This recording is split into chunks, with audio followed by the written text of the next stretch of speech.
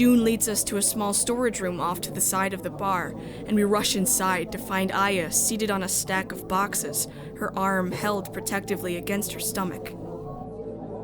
She attempts a smile, but it doesn't last long until she's groaning in pain and cursing under her breath. Riona lets out a small sound and rushes to her side.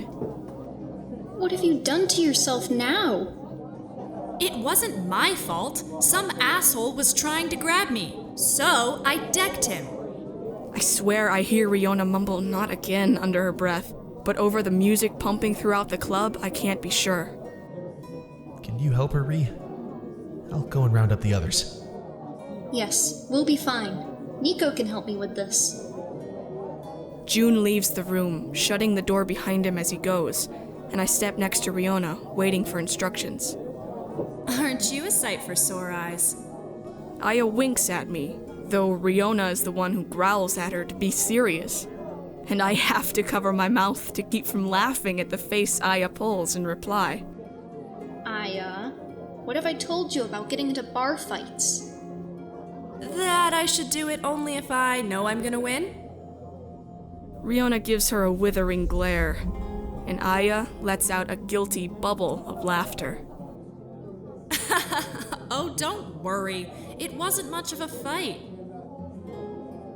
Then, did it seem like a good idea to punch a wall? Isn't that a good question? It did feel like punching a wall, not gonna lie. Are you gonna tell us what actually happened? Aya scratches her head with her good hand, biting down the smile that threatens to take over her face. Let's just say it's generally never a good idea to punch someone who has a bionic face. Aya, what were you thinking? Aya shrugs, the silver tips of her hair falling casually around her shoulders. That I wanted to shut the prick up? Aya bit back a string of curses as Riona took her hand and flipped it over to check the damage. So where's the guy now? Probably off crying in a corner. Pretty sure I gave his tin can a nice dent. A kind reminder not to touch people like that. I thought June broke you guys apart. Oh, he did. Ouch, Rhi. Take it easy, will you? That's what you get for throwing punches in Las Vegas. I'm sorry, okay? Riona merely raises an eyebrow at her, and Aya's smile immediately slides back into place. Sorry I didn't hit him harder, that is. An ungraceful snort escapes me, and even Riona has a hard time keeping the smile off her face. How bad is her hand, Riona? It looks like it might be broken, or fractured at the very least. I'll have to run some scans to know for sure.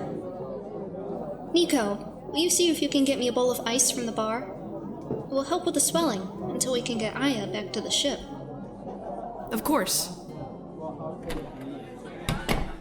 Closing the door behind me when I leave the room, I start heading towards the bar in search of a bowl of ice. I lean against the counter, immediately regretting the decision when I feel the stickiness of who knows what stuck to my sleeves. Disgusted, I turn back around, stopping in my tracks when a glint of red catches my eye between the sea of bodies in the room. I can't explain why, but something about that particular shade of red seems so familiar.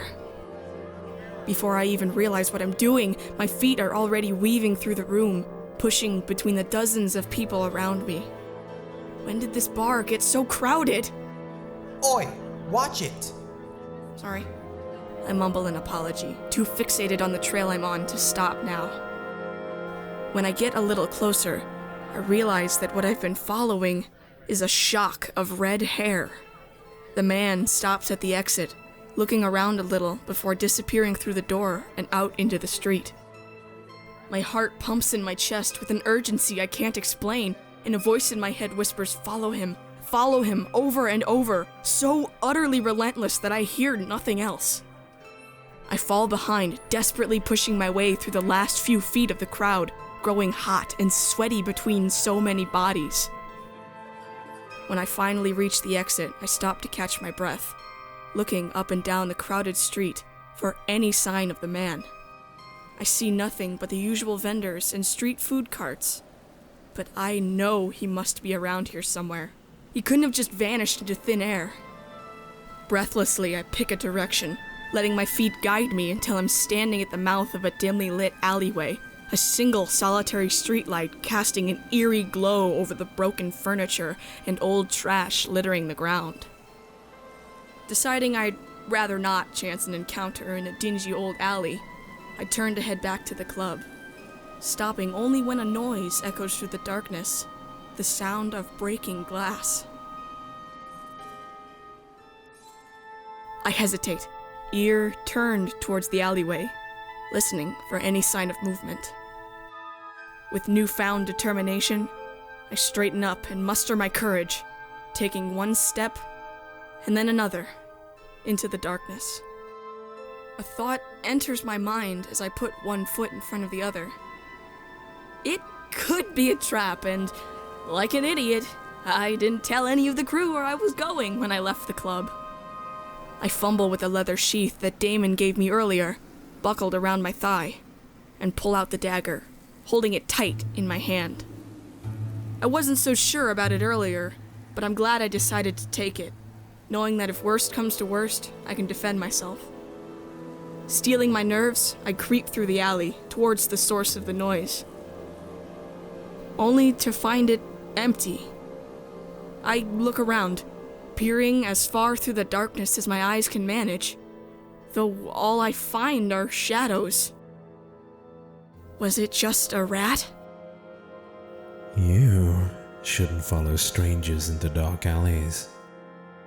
A voice startles me from behind, cool breath skittering over my skin and sending a shiver down my spine. But I can't turn around, I can't move, after feeling the brush of a cold blade against my throat. And with a dagger no bigger than a butter knife. You're not even holding it right. He leans closer still, and when he speaks again, his voice is a seductively dark rasp in my ear. Who are you, and why were you following me? I swallow thickly around the lump of fear in my throat, trying to keep my cool. My name is Nico. The man behind me sucks in a breath and spins me to face him, cutting my words short. I can't see his face clearly through the shadows, but I feel his eyes raking over me and the shock dripping from him when he takes a step back and lets out a shaky breath. It can't be. No. Your Highness. You're